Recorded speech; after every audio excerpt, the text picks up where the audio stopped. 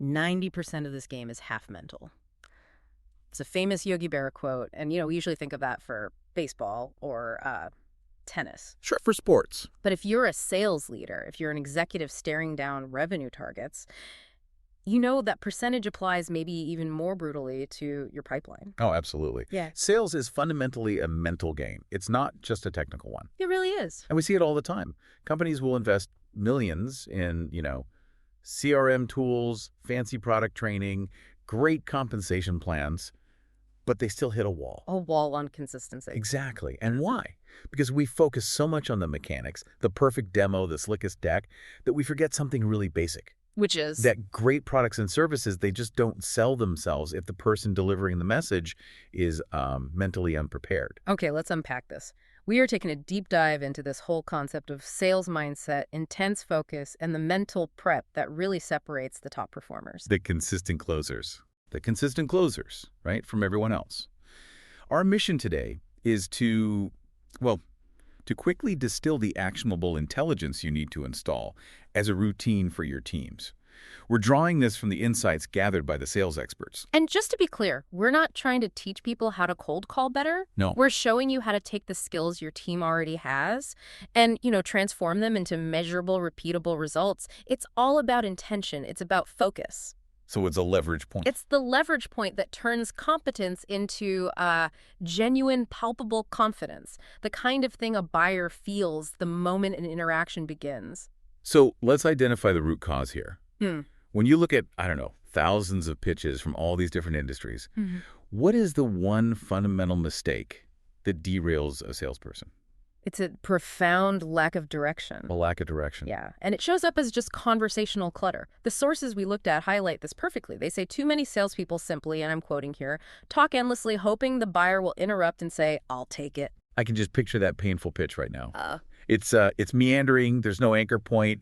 The seller seems almost as confused about the objective as the buyer is. And that confusion creates instant mental fatigue for the client. Which is incredibly costly. It's so costly. If the salesperson is uncertain, they create uncertainty in the buyer.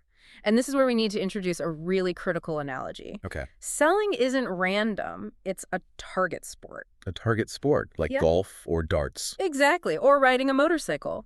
Or a focused discussion with a CFO. You have to know precisely where you're going before you even start the movement. And without that mental aim, you just wander. You wander, you over-explain, you miss the mark completely. But with focus, you close. Because that clear, determined direction is something the client senses instantly. So here's the key takeaway for the executives listening in, because this really has to be a systemic routine, not just a sporadic thing. It can't be. If selling is a target sport, then the first thing to implement is enforcing mental clarity and intention, which means that before every client interaction, and this is non-negotiable, right? Every call, every meeting, every follow-up email, there has to be a few seconds of internal prep. And that prep has to be structured. Otherwise, it's just, wishful thinking. The sales experts really emphasize this.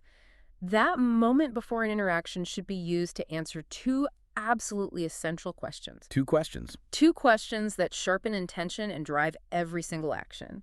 These are the tools that shift a rambling seller into a focused closer. Okay, what's the first question? The immediate tactical one. The first one is, what do I need to achieve in this encounter? In this specific one. Yes. That question sets the minimum measurable outcome. It might be something like secure 5 minutes on the CFO's calendar next week, or confirm their primary pain point. Or just introduce the pricing structure. Exactly. It's concise. It's achievable right now, in the moment. Okay, so that's the tactical goal. What's the second question? The second question is the strategic anchor, the long-term vision. It's, what is my ultimate goal with this client? So that's the big picture. That's what stops the seller from getting bogged down in minor details or, tactical roadblocks. You aren't just trying to get off the phone. You're executing a calculated move toward a defined long-term partnership or a major sale. So asking both questions ensures the small steps serve the big vision. It gives you context and, I imagine, a lot of resilience. That's it. That dual clarity is powerful. But, it's one thing to say, hey, take 5 seconds and ask 2 questions. It's another thing entirely to get a whole team of 50 reps to actually do it. That's a critical point. That's what separates a manager from a real coach. You can't put a checkbox in the CRM that says, I thought hard. Right. But you can audit the actions that follow. When a rep knows their intention, what happens? The first line of their email is sharper, their opening statement on the phone is more concise, their questions are way more relevant. So leaders have to make this 5-second prep part of the culture. Part of the professional standard. Yeah. You treat it like the helmet you have to wear to ride the motorcycle. It's not optional. I like that framing. A performance standard. So let's shift from the theory of clarity to the practical application. Because mental focus can sound a bit abstract. A little bit, yeah. Until you put it to the test in those really high-friction scenarios, like the hostile cold call or trying to get past a gatekeeper. And this is where you see the biggest difference between a determined seller and a hesitant one. If a seller approaches with uncertainty, people just dismiss them. It's like a natural human defense mechanism against time wasters. But if they approach focused and determined, if that 5 seconds of prep actually worked, the human reaction changes. Others subconsciously assume that what you have to say must matter. that's a fascinating dynamic. It's like a transference of conviction. Yeah. If I sound like I believe what I'm doing is important, you're more likely to pause and listen. Even if your job is to filter me out. Exactly. And the source material has such a compelling real-world analogy for this. Think of a time you urgently needed something non-negotiable. Like, say, an immediate medical appointment for your child or some urgent legal advice. When you made that call, people didn't block you with procedures, did they? No, not usually. They often kind of bent the rules to help you. And why? Because my determination was obvious. It was palpable. I wasn't calling hoping they might fit me in. I was calling with the absolute intention that they must. Precisely. That intensity eliminates hesitation. And hesitation is the salesperson's worst enemy. It signals to the gatekeeper, or the buyer, that the seller isn't even sure they deserve the time. Whereas determination communicates urgency and value. Right. You're not asking for a favor. You're communicating an essential need to solve a critical problem. And that mindset shift is exactly what those two focused questions are designed to create. So we've established this needs to be treated like a performance sport, where the mental prep is totally non-negotiable, just like an athlete warming up. So for the executives listening who want to institutionalize this, what are the concrete daily routines that should be modeled and adopted? Okay. We can distill it down to 3 critical steps. The first one is the one we've been talking about. Take 5 seconds before each client touchpoint call, email, text, whatever, to set your intention with the 2 questions. That creates consistency.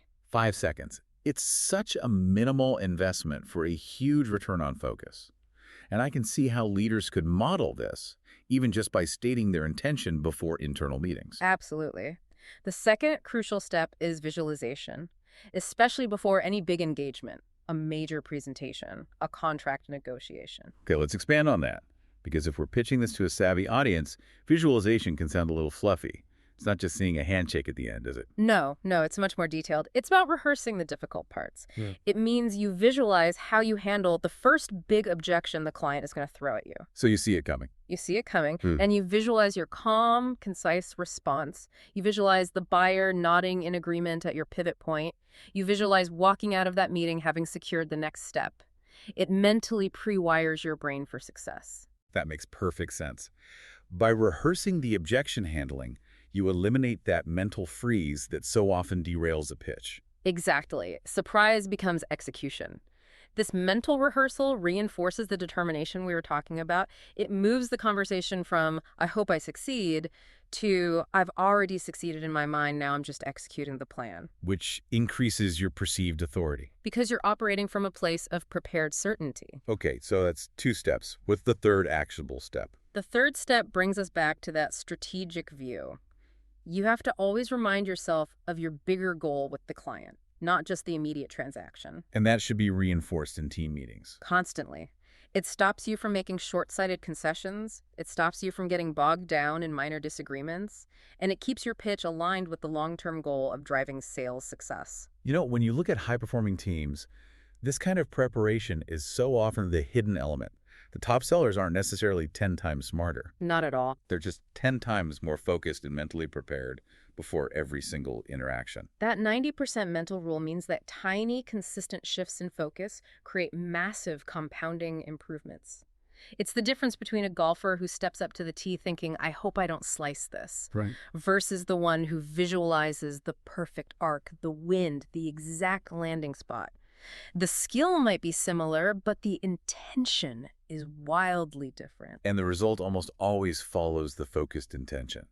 It's a psychological anchor. It is. When the seller is anchored, their language gets crisper, their questions are sharper, they stop talking endlessly, and they start driving toward the target. And the beauty of these insights from the sales experts is their simplicity. This isn't some complex, heavy new methodology. It's a quick mental recalibration. It's an efficiency hack for the human brain that drives revenue. Think about the collective impact. If every single client touchpoint, every single day, is preceded by that 5-second focus check, the entire sales force transforms. They stop relying on luck. And start generating intentional, predictable results. So what does this all mean for you, the sales leader listening right now? The theme here is clear. Sales is 90% mindset, 10% mechanics. You can have the best product training in the world, the finest scripts, but without that mental preparation, without intention, those resources just fail to land. So consistent application of those two focus questions. What do I need to achieve right now? And what's my ultimate goal? That sharpens delivery, grows authority, and it improves measurable outcomes. When you focus your mind, your results will follow. It all begins with that 5-second mental prep. And of course, there are so many more strategies to explore for mastering the mental game of sales. If you are looking to drive this kind of consistency and turn mental clarity into real revenue acceleration, we highly encourage you to dive deeper. You can find more strategies and insights from the research team over at thesalesexperts.com. We've taken the deep dive. Now it's your turn to put this knowledge into systemic action.